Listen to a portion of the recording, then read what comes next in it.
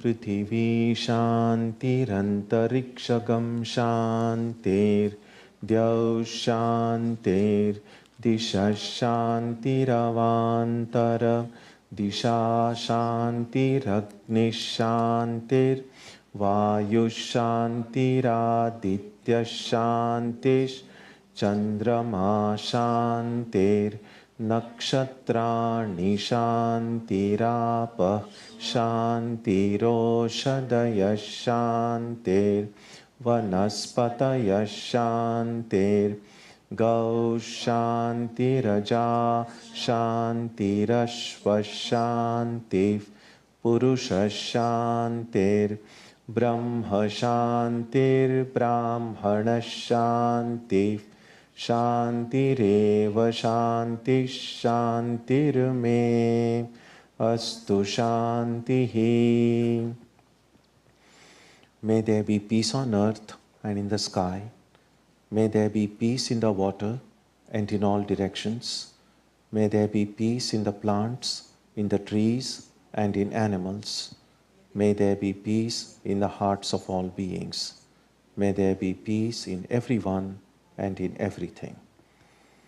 Sarvetra sukhinas santu, sarve santu niramayaha, sarve bhadrani pashyantu, ma kaschit dukkha bhag bhavet, sarvastaratu durgani, sarvo bhadrani pashyatu, sarvas sadbuddhimapnotu, sarvas sarvatra nandatu.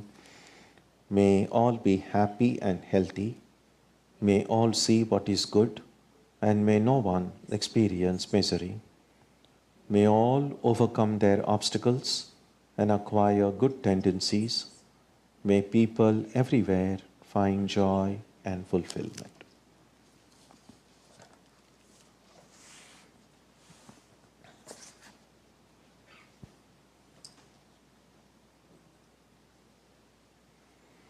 Let us now spend some time touching the center of peace and joy in our hearts.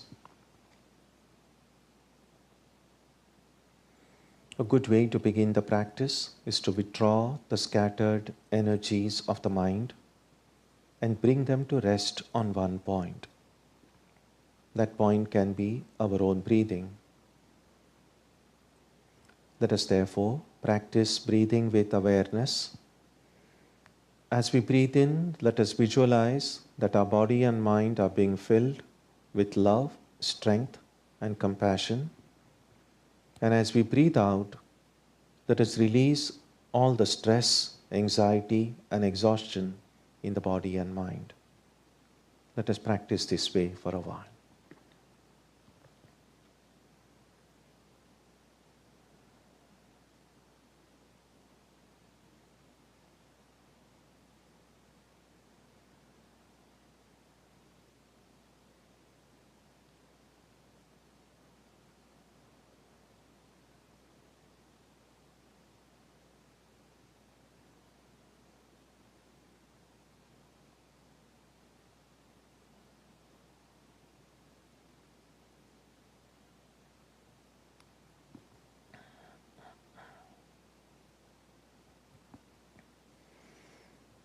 Let us now turn our attention to the region of our heart.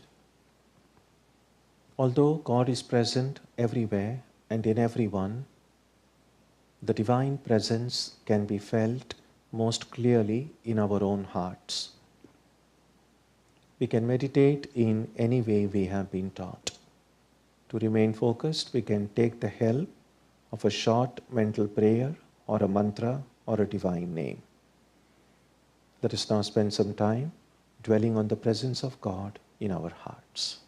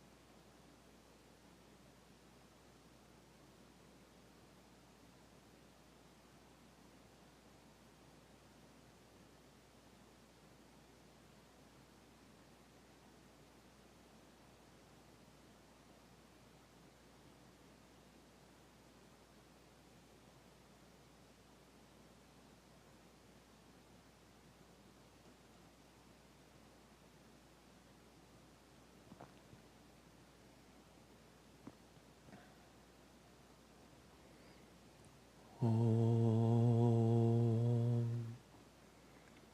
Asatoma Satkamaya Tamasoma Jyotirgamaya Mrityorma Amritam Gamaya Aviravirmayethi Rudrayatte Dakshinam Mukham Tenamam Pahi Nityam. May the Divine lead us from the unreal to the real, from darkness to light, from death to immortality. May the Divine consciousness fill our hearts and protect us.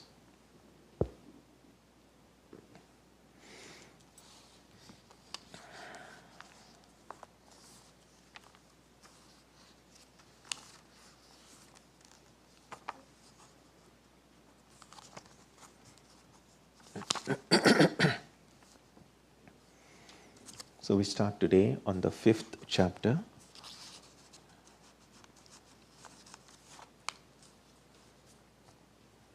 Up to this point we have seen that Yama has answered Nachiketa's question about what is it that survives death? What is it that remains when the body is destroyed? And the answer is the spirit, the Atman. Now because the Atman, the spirit, is so subtle that we need to reflect on it deeply from various angles. If one way of understanding the nature of that Atman is not clear, then perhaps a different way of understanding might help. And because of the subtlety of Atman, Yama is now trying through many different ways, trying to draw Nachiketa's attention to that one central divine principle in our heart. That's why, as we have seen, many of these verses end with Advaita. This is that. So this is the Atman that I was telling you.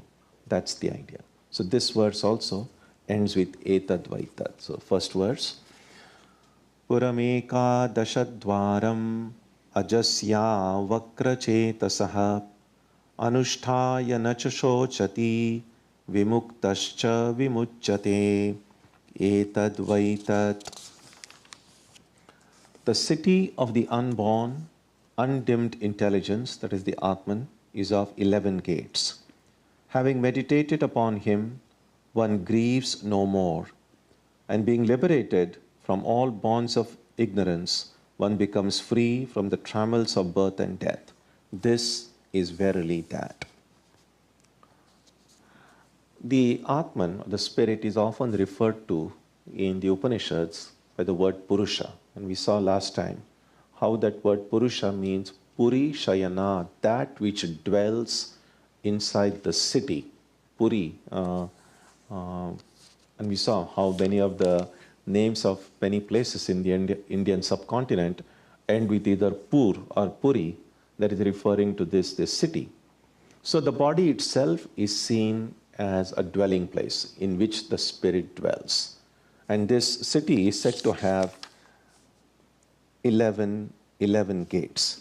So essentially, the different apertures that we have. 7 in the head, the navel, the 2 lower ones, and the 11th one is the top of the head. The top of the head is sometimes called Brahmarandhra.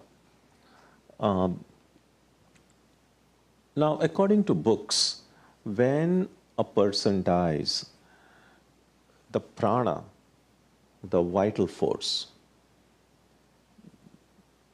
can leave the body through any of these. Since there are 11 ways, 11 doors, 11 gates through which that prana can escape from the body.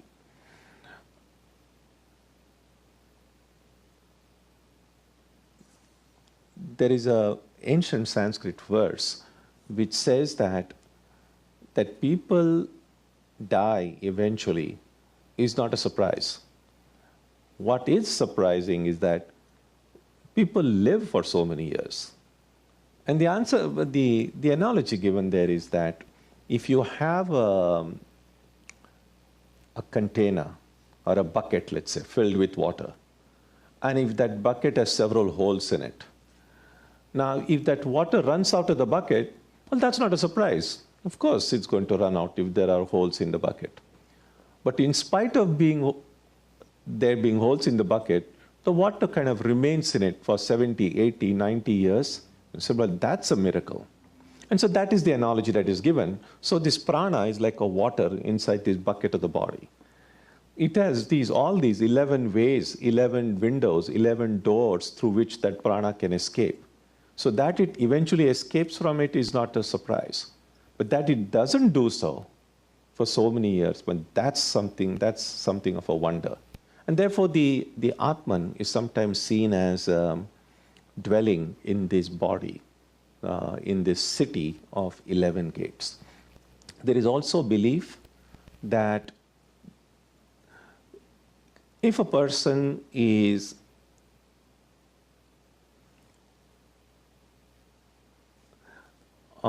let me how best to phrase this. If a person is lived such a life as to go to a very highest of heavens, oftentimes called Brahmaloka. So an exceptionally virtuous person, when they die, it is said that the prana leaves from this top of the head. It's called a Brahmarandra. That is the belief. Or it could leave through any of these other 10 gates. So that is first thing. That is what is meant by saying the city of 11 gates. Now, city of the unborn. Now, the body is born. The body has a beginning. Because the body has a beginning, it also has an end. Everything material has a beginning and it has an end. So, every material object is composed of smaller particles. So, every material,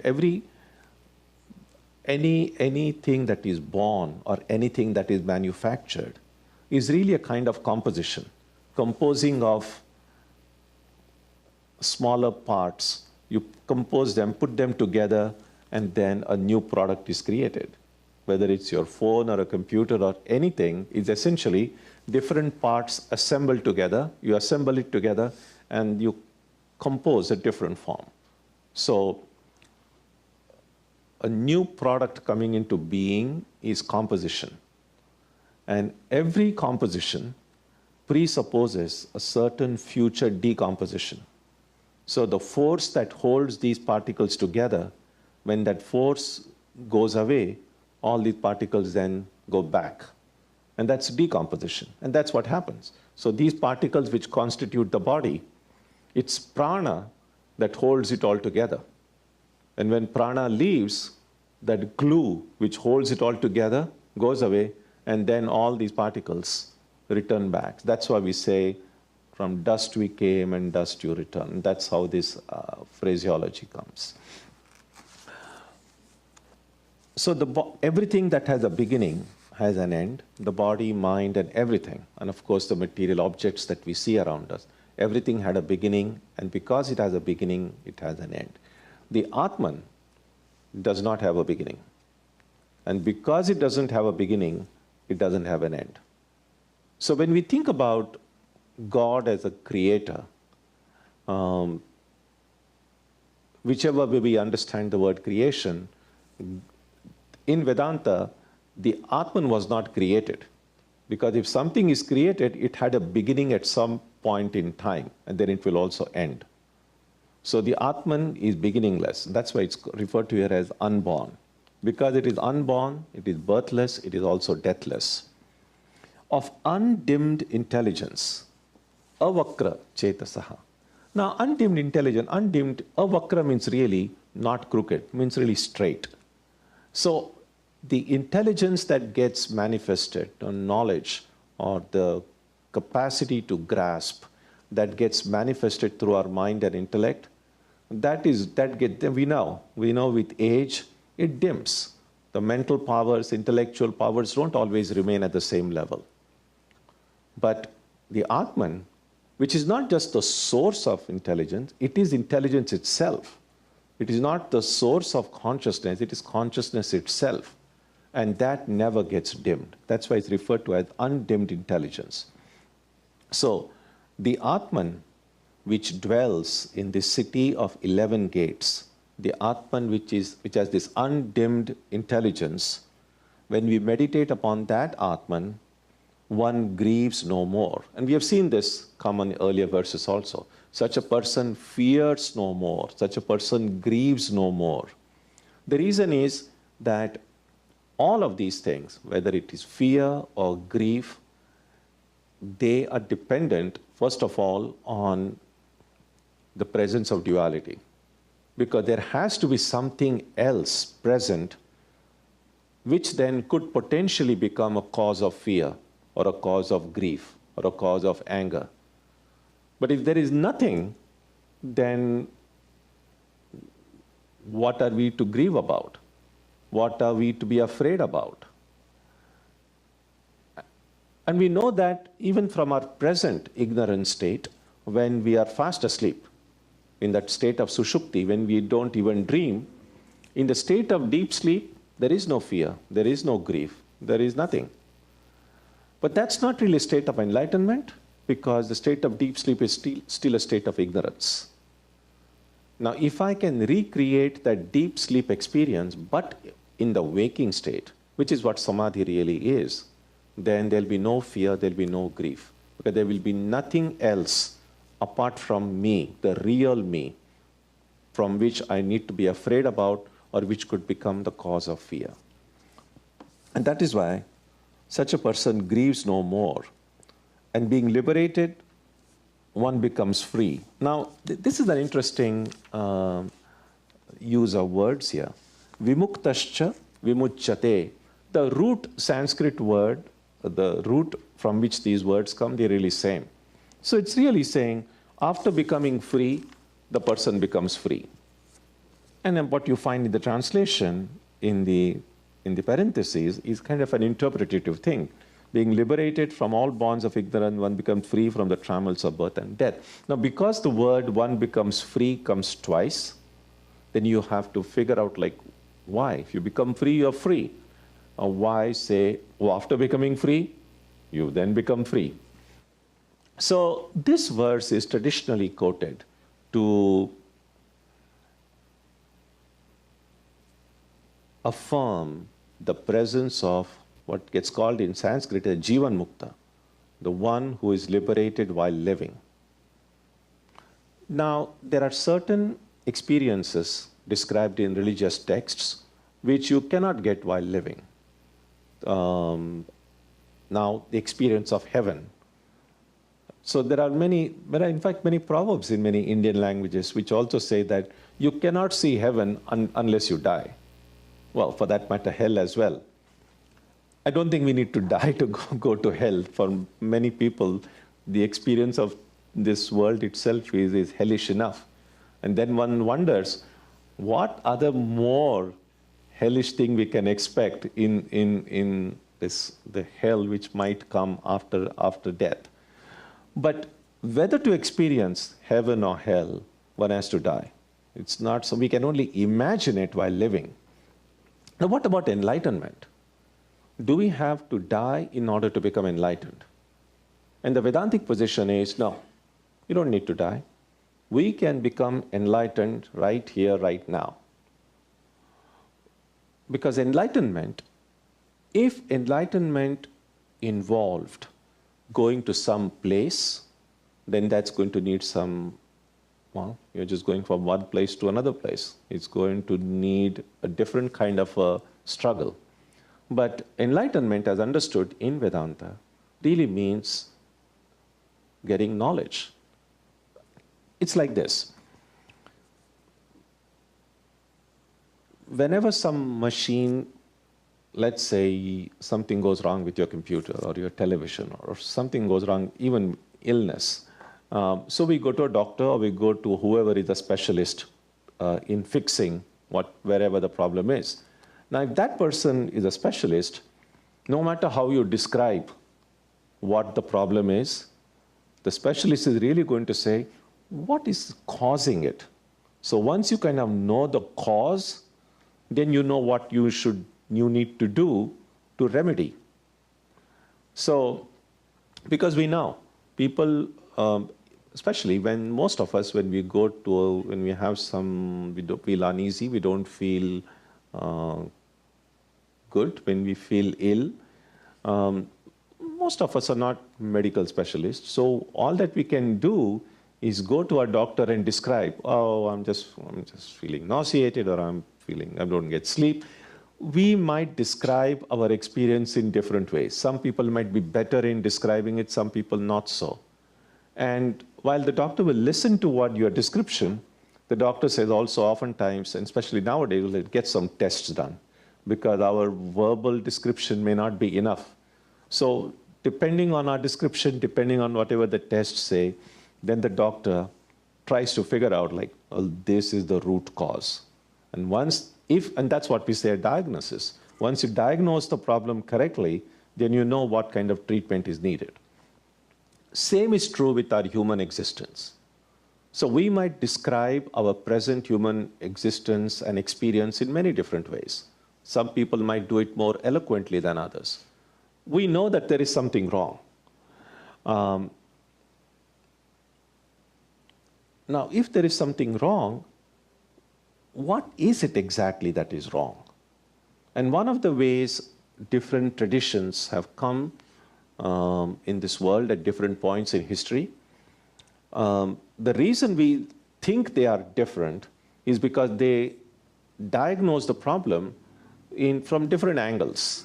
And that's why their diagnosis seems apparently different. And so because the treatment depends on diagnosis, how we diagnose the problem is very important. Now in Vedanta, they have diagnosed the problem primarily as that of ignorance. The reason I'm experiencing whatever it is that I'm experiencing in life is primarily because something has gone wrong. And what has gone wrong is just forgetfulness. And if forgetfulness is the cause, then the treatment is get back your memory. If the problem is I have just forgotten something, I have become ignorant of something, then get the knowledge of what is right. And that should solve the problem.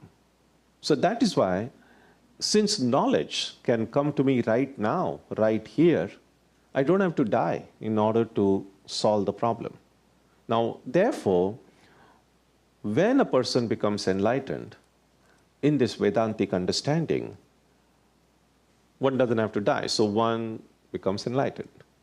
And the body doesn't just drop off after that. Now, why wouldn't the body drop off? If the body and the mind are just products of ignorance, and this person has become enlightened, the body should just disappear. But it can happen in some sci-fi movies, you will see. Suddenly the person goes away. It doesn't happen that way. Now this does two things. First of all, we need to then explain why it doesn't happen that way. And then we won't go into the details now, but one of the ways that gets described is that while ignorance, karma being a result of ignorance, when knowledge comes, ignorance is destroyed along with all of its products. So ignorance is the root cause. That is removed, everything goes away. Now all karma should go away. If karma goes away, the body and mind should go away. But the body and mind are still there.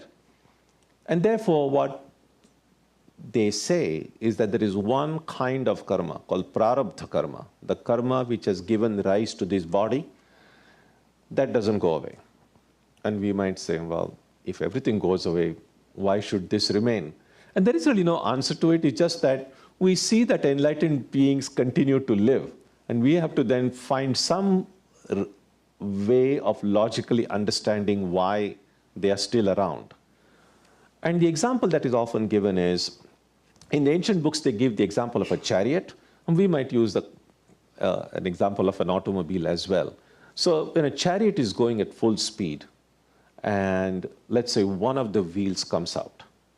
And when one of the wheels comes out, the chariot doesn't like stop right away. Or when you're driving, God forbid, but if one of the wheels comes out, the car doesn't like stop. the momentum of the car will take it forward to some distance until, or when you switch off the engine but don't apply any brakes, again, the momentum will take it forward to some distance until it comes to a stop. So that is what happens in the state of an enlightened being. While we continue to live because of the karma that we do, an enlightened being continues to live not because the enlightened being is doing any fresh karma, and not because there are any unfulfilled desires, but the momentum of the karma that gave rise to this body, that momentum has to run its course. And when that course is run out, it's then that the enlightened being also dies.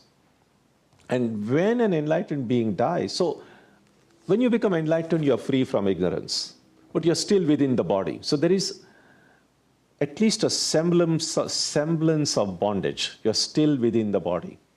And therefore, after an enlightened being dies, that enlightened being then even becomes free from the body and mind. So that's why there are these two kinds of freedom. So first is called Jivan Mukti. Jivan means Mukti, being freedom, being liberated even while living. And then when the death occurs, that is called Videha Mukti. That is a Mukti that occurs after the dropping of the body behind. And so this verse is often also quoted to affirm the presence of enlightened beings in every generation, at every point in history. Because if as soon as people became enlightened, if they were to drop dead or just disappear, then there would never be any enlightened beings in the world. And so then who would continue the teaching? Who would continue to teach others? So the very fact that we have enlightened beings around us to guide the world, to teach the newer generation, and you need this living free in order for that teaching to continue. And that is why these two, vimuktascha vimuchyate, being free, one becomes free. So these are the two kinds of freedom. Now, for a person who has become liberated, a Jivan Mukta, when a Jivan Mukta dies, through which of these 11 gates does the prana of the Jivan Mukta leave?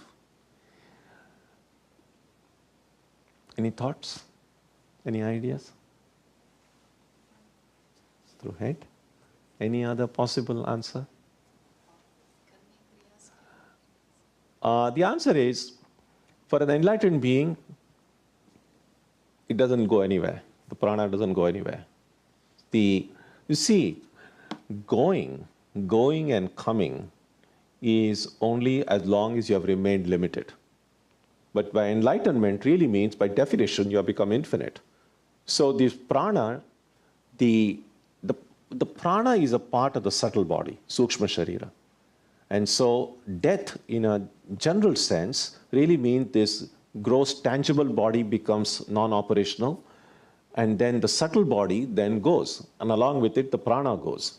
Now, as far as the enlightened being is concerned, there is nowhere to go, because the Atman knows that I'm already everywhere, I'm the infinite. So in the case of the enlightened being, both the gross body and the subtle body, everything gets disintegrated here itself. So in the case of the ignorant, only the gross body, that is what the dust returns to dust, only of the gross body. In the case of the enlightened being, everything material, gross and subtle, everything. The Upanishad says, Atraiva sarve praviliyante. Everything gets vilina, everything gets this thing in this here itself. So there is nowhere to go. The enlightened being doesn't go to Brahmaloka, doesn't go anywhere. So going and coming is only for the ignorant. For the enlightened, everything ends. So if you don't want everything to end, don't get enlightened very quickly. Pace your enlightenment, take your time. Because there is a verse which says that once you become enlightened, it's irrevocable. That time you cannot say like, oh my God, it's everything going to end. Maybe I'll come back. No, too late. So that's why think twice before you are searching for enlightenment. So that's the idea.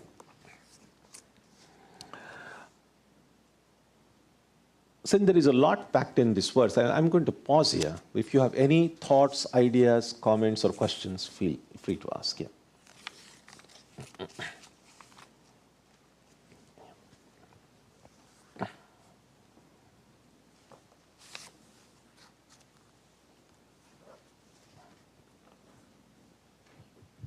Swamiji, when enlightened being passes, the body is enshrined usually in some form, and then the site of that particular body becomes a kind of sacred space.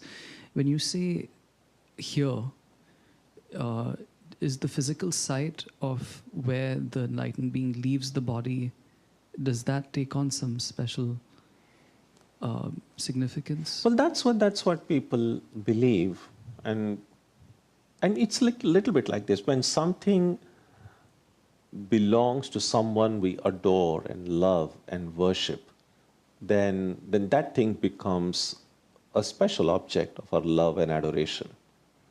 It's a little bit like, even in the family, let's say, of one's parents or grandparents. So there was certain thing that they used, and sometimes it is preserved in the family. Or this is what my dad used to have. This is what my... Now we know that object itself is not neither my dad or my mom or my grandmother or anyone. But because it was used by them, because it was associated with them, it becomes special to us. And since an enlightened being has dwelled inside that body for a number of years, the body also then becomes special. And people have reported feeling, upliftment, and so on. And because of that, then, there is this belief about preservation. Sometimes sacred relics of these great ones have shown to have had, at least people have reported some miraculous powers it has. Now, not all of this can be verified, but it doesn't make sense to be like skeptical about everything and say, well, nothing, it's just blind faith. Because I don't think if it was like totally just subjective thing, then that myth couldn't have remained for centuries together. So the very fact that people have found some benefit in worshipping these relics and preserving it, one has got to admit that there must be something special in it. Yeah, Ashish?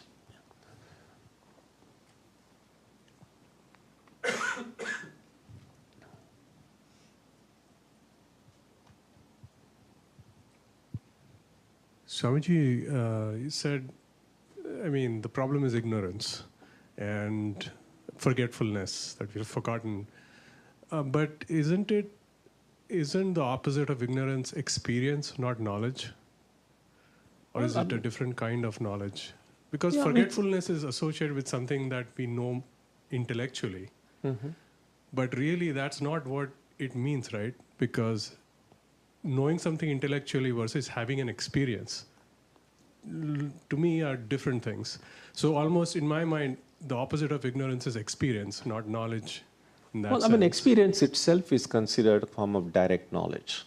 So if knowledge can come through books, can come through conversation, can come through reading, and that knowledge is considered indirect because it gets mediated through a written word or sound, and then it's kind of stored in the brain. So it's more intellectual.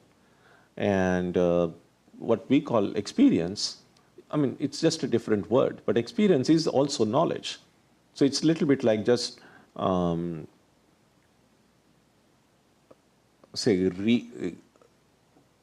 let's say someone has never seen a rhinoceros. So one just reads about it or sees pictures of it. One can say, I have knowledge of rhinoceros because I've read about it. But then, when I actually go and see a rhinoceros trait, I have a direct knowledge of it. Now, that direct knowledge we call by the term experience. But experience is a kind of knowledge. Saji, what threw me was the word forgetfulness. So that I Yeah. equate that to, because you don't forget experience. It didn't connect in my mind, which is how. No, that's correct. only- The thing is, what happens is,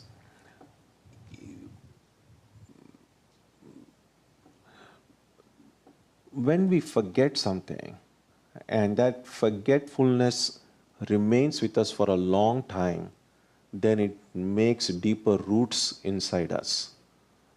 And then just mentioning it to just once, oh, that's not true, we will still, that because that forgetfulness has kind of gone so deep inside, in spite of knowing that that's not right, because of the habit that we have, our whole behavior and work and everything is kind of built around that wrong idea. And so because of that power of habit will not suddenly change just because I'm told this truth. And that takes time. And there's that well-known story about how a prince who was kidnapped as a little baby and grew up inside a forest and was adopted by hunters, and grew up thinking I'm their child. And so of course, so whatever little this baby might have known about itself, now it's completely forgotten. Now for 20, 25 years, he has grown up to be a young man, and then suddenly these people appear and then say, oh, you are not this, you are actually a prince. Now, of course, he understands intellectually that, well, I was kidnapped when I was young, and now I'm a prince. But there has to be a period of skepticism for this boy. Like, how do I know these people are telling the truth? I know these are my parents, not that, and so on. So that's essentially what happens. So when the Upanishad says, oh, you are not the body, you are not the mind, you are the Atman. Now, intellectually, it makes sense.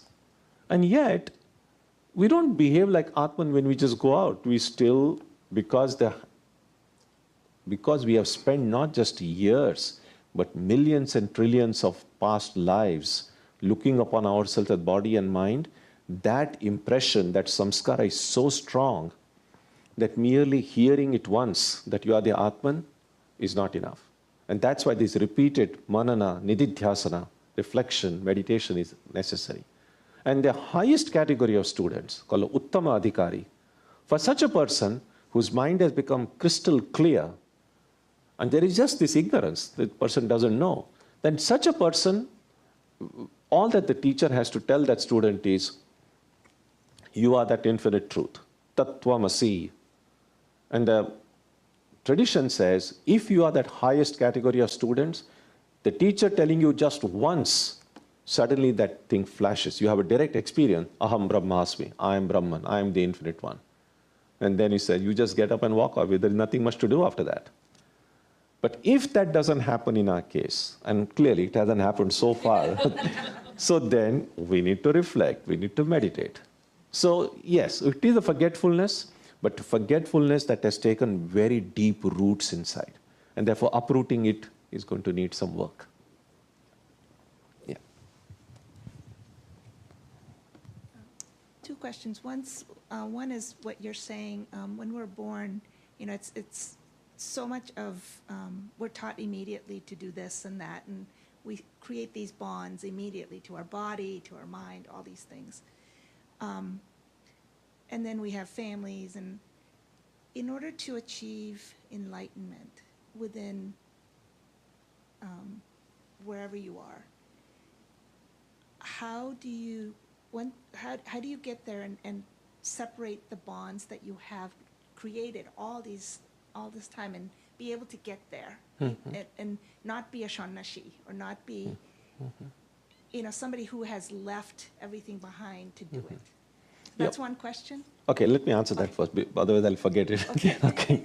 So there is this Gita verse which says, Neyasa nitya sannyasi yo na dveshti na kankshati. Now, if I have realized intellectually, or able to appreciate this worldview and understand what's wrong, then in order to correct it, I have to change my self-understanding. I have to change my understanding of who I am, what this world is, what the purpose of all this is. Now, for this, one doesn't have to kind of go to a forest or anything like that. One doesn't necessarily have to take on a special kind of robes or anything like that. But one's understanding, internal understanding of who I am, what everything is, that has to become clear. And when that becomes clear, we may still continue to do whatever we are doing, but the mind which is behind that action, the mind and body, that will have undergone a change. It's a little bit like the difference between being in a place and then you see the whole place is, say, there has been a big, massive earthquake. And then, of course, it can be very traumatic because my people and everybody is affected. I have to worry about whether my home is safe and so on. So all of these things become real. Now, then let's say you go to see a movie. And that movie is about earthquakes. And same thing you see happening in the movie. And we know that the two experiences are very different. Because the first experience is, well, this is real. The second one is, well, it's a movie. And then we might even appreciate, oh, how beautifully made movie and great acting and great photography and all of that. Now, that's the kind of change that will happen. If I'm enlightened, I will still see everything. The world around me is not going to change, but it will not seem as real as it seemed before. Now, that doesn't mean that I don't have to do what needs to be done.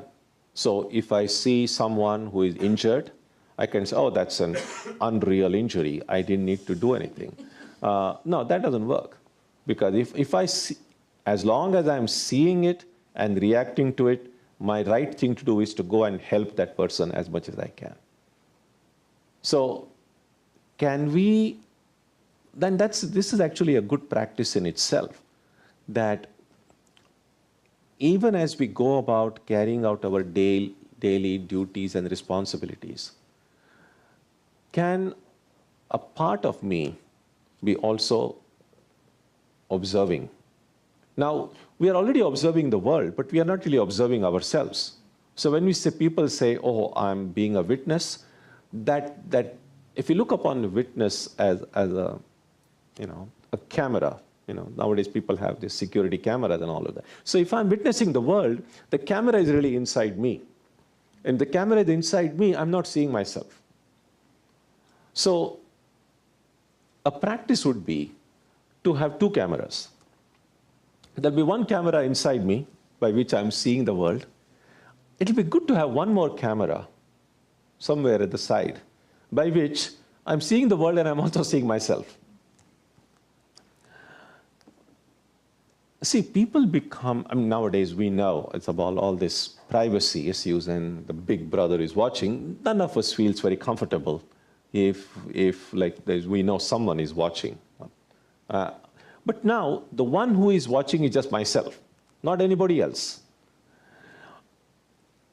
And just as when we know we are being watched, we become more conscious of whatever we say and do. And we don't feel comfortable because that someone who is watching, if that person is different. Now, if there's someone who is watching is just me, then I'll still be mindful of what I'm doing, but there is no need to be uncomfortable about it because just me who is watching. So this way of being a witness of my own activities and actions and thoughts is very helpful. In fact, this practice of vipassana, which has been very popularized in the Buddhist circles, that's really nothing but it's a second camera being aware. You're just being aware of every thought, every idea, every action.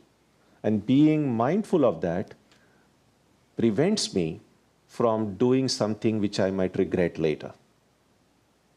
That's essentially the idea. It's your second question.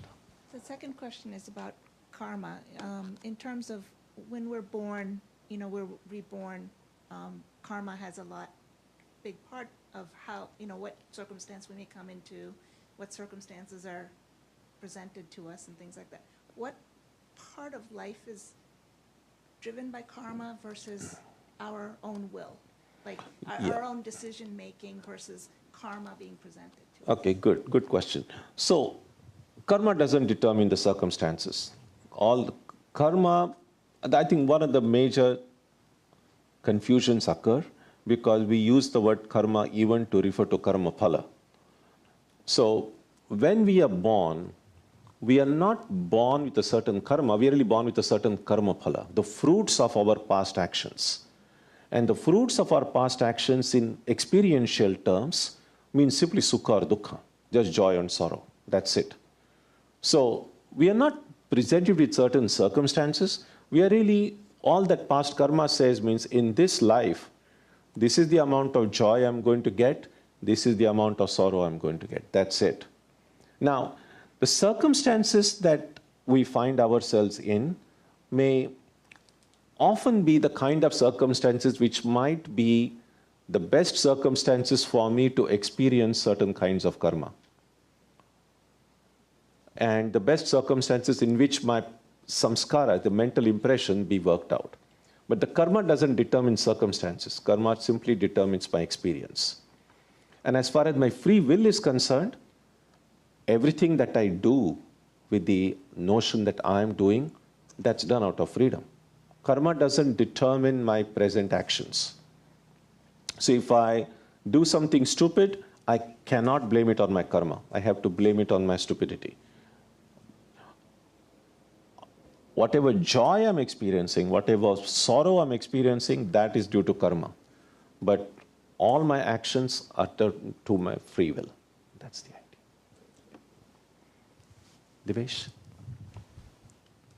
Swamiji, on the previous discussion on knowledge and experience, am I correct in understanding that it's not two distinct things, but we need to work towards experiencing the knowledge? For example, as monkeys, there's banana and there's experience. As humans, we can say banana, experience, and the knowledge of banana. In dreaming stage, that only knowledge of banana and its experience. When in a waking state, we can imagine the banana and be able to experience it. And the goal is to be able to imagine and know the knowledge of truth and its experience in mental states.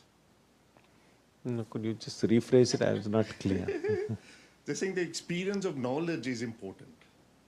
Experience of knowledge. Of the knowledge. Your knowledge of truth and how you can imagine it, how much you know. I think a little bit is just semantics, I think. I think we are just the word experience, the word knowledge triggers rings different bells in our minds. I think that's what is essentially happening. But the way the two words which are now being translated into English as experience and knowledge, in Sanskrit, it's simply called jnana. And so what we are now in this discussion saying knowledge is there called paroksha jnana or indirect knowledge. And what we are saying experience is called aparoksha jnana, means direct knowledge. And so I think it's just the translation is used here. Yeah. Aruna?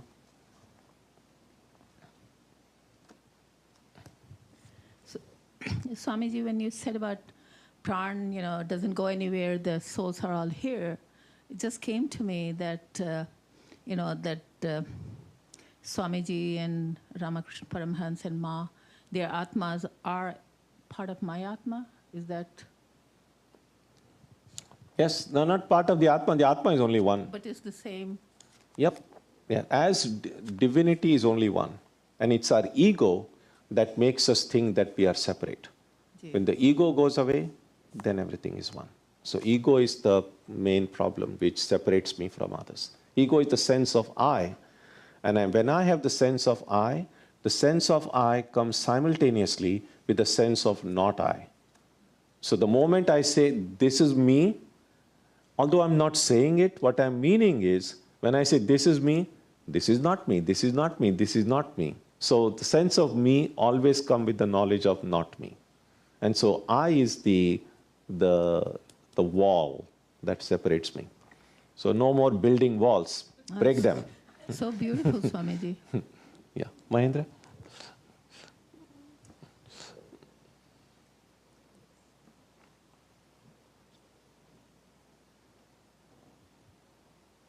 So, Swamiji, I have an ethical medical question.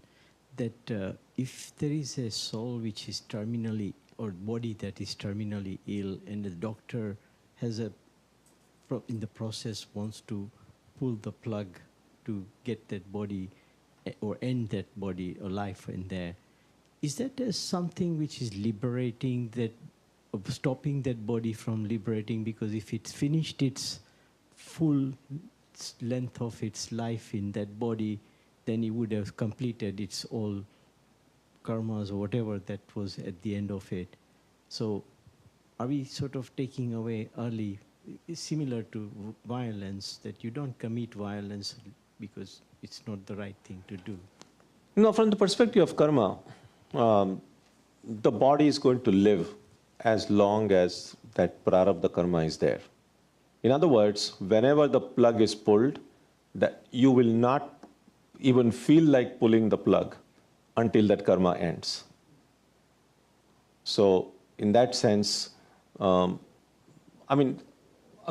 there are emotions involved and because we really don't know how long a person is going to live, sometimes that feeling of guilt might come. Sometimes people say, oh, this person died prematurely. That's just the way people speak. But what is the meaning of dying maturely? There is no mature death. And people say it's an untimely death. But there is no timely death. And so anytime a person is going to die, it's going to appear untimely, you see. So, but that's the way things are. So the idea is, it's the ego that makes, even for that matter, even say the case of a suicide. Now, suicide might seem like, well, this person decided to end his or her life. And it seems like a choice. And it is a choice from that person's standpoint because the ego was involved. But from a neutral standpoint, this person would not have succeeded. The suicide attempt would not have succeeded if the prarabdha karma was still remaining. Then it would be an unsuccessful attempt. And so with that perspective, it's possible to see, because there is often this kind of a conundrum between predestination or predetermination. Is everything happening in life already predetermined, or can I change the course of events? That's again what we're speaking about, free will. And there is no easy answer to that question. Because there are, again, two different cameras. So as far as from the perspective of the individual, as long as I have the sense of I, as long as I feel I can do something or I shouldn't do something, or I have a choice in the matter, then I am responsible for what happens. But when you look at this, what karma makes possible or not, or what the will of God is or not, whichever way we see it, it's possible that everything is already been determined. And that's what some of the people who are enlightened have discovered, that everything happens by God's will. But because as long as we have our own little ego, that might register in some form in our head that everything happens by God's will, but we will not be able to shake off the feeling that I still can decide what I should have for my breakfast tomorrow. You see? Because if I truly believe that everything happened by God's will, then I will not make any plans whatsoever. Nothing. Even my very next breath that I take, the next step that I take, that is determined by God. And that's tough. In fact, we know that from the life of Ramakrishna himself. There was, you're familiar with this disciple of his called Girish Chandra Ghosh, a great person, a great dramatist, who had led a very bohemian sort of life. And then he came to Ramakrishna and he wanted to change the course of his life. And he was a very sincere spiritual seeker. And then Ramakrishna said, okay, now you'll have to do this daily prayer or do this mantra or do this meditation, And he was very frank and honest, and he said, no, I won't be able to do it. It's not, I have not had any discipline in my life so far. And in order now to say, do this every day at this time, sorry, I can't do it. And then Ramakrishna gave him several options. Okay, then maybe you can try this. And he said, no, I can't do that. And then Ramakrishna said, well, then here is another one option. Give me your power of attorney. Now we know, when you give your power of attorney to someone, then everything about you is decided by that person. You can't decide anything at all. And then Girish Chandra Ghosh said, wow, that's great. Then I don't have to do anything, because then power of attorney is given. And he said, all right, I am free. Then I don't have to worry about my moksha or anything. You will take care of everything. And then Ramakrishna said, okay.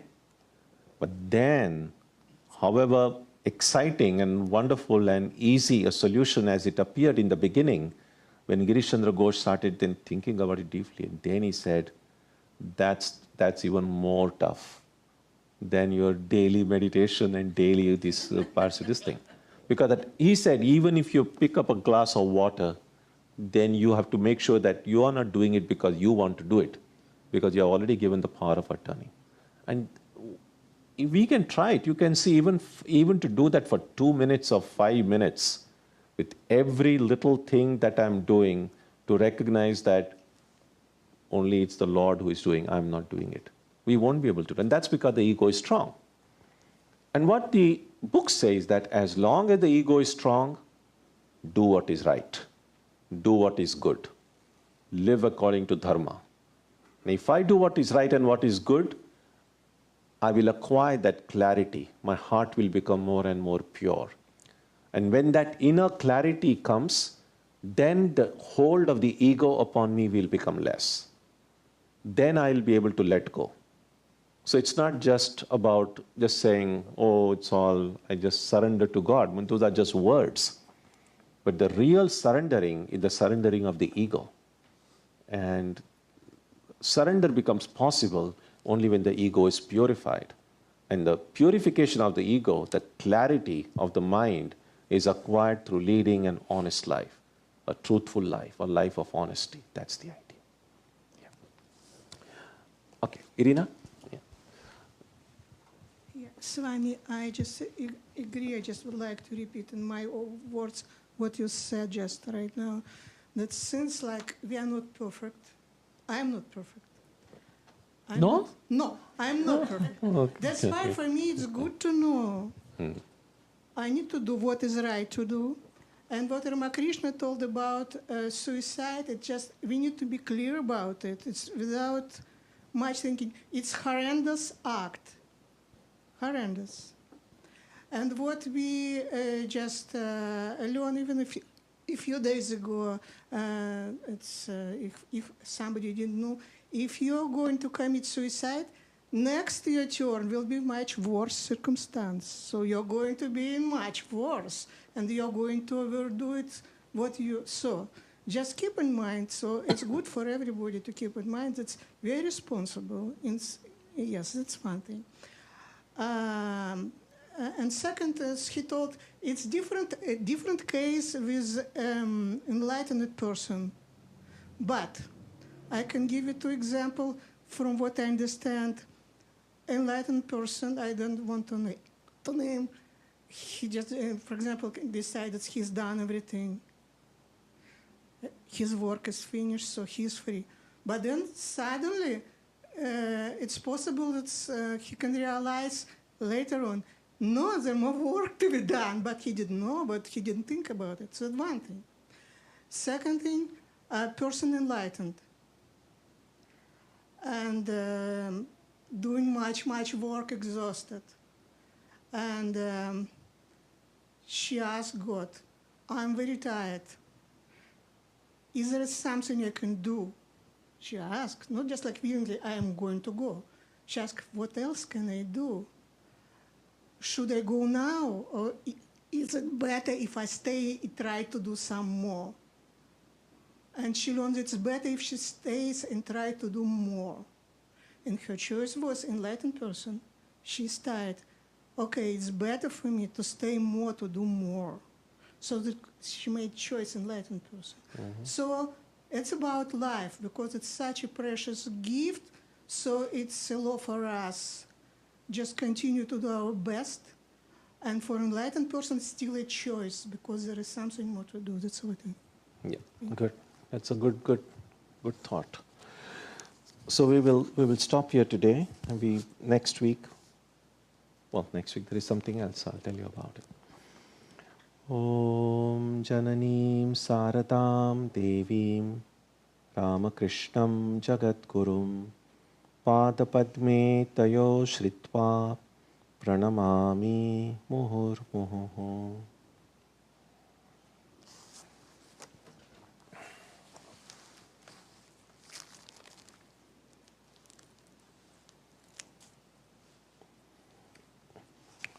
So next week we'll have a guest talk on Wednesday. So we'll have more time to think about karma for the Kathopanishad. There will be a gap of 1 week. So next week, instead of Kathopanishad, we have a Swamiji from Fiji Island visiting next week, and his name is Swami Tyagananda, and he will speak on applying Vedanta for wellness. That's his subject. It'll be an interesting talk. He is presently visiting our centers on the West Coast, and he'll be here next week. So I would encourage all of you, next Wednesday, instead of the Kathopanishad, Swami Tyagananda ji will speak on applying Vedanta for wellness. So please attend that talk. On Sunday, we will celebrate the Buddha's birthday. So the satsang subject will be what the Buddha taught. Buddha's birthday, according to the Indian calendar, comes on Saturday. So we will observe it here on Sunday. And Tuesday and Saturday, our meditations will also continue as usual. So let's conclude with the prayer now.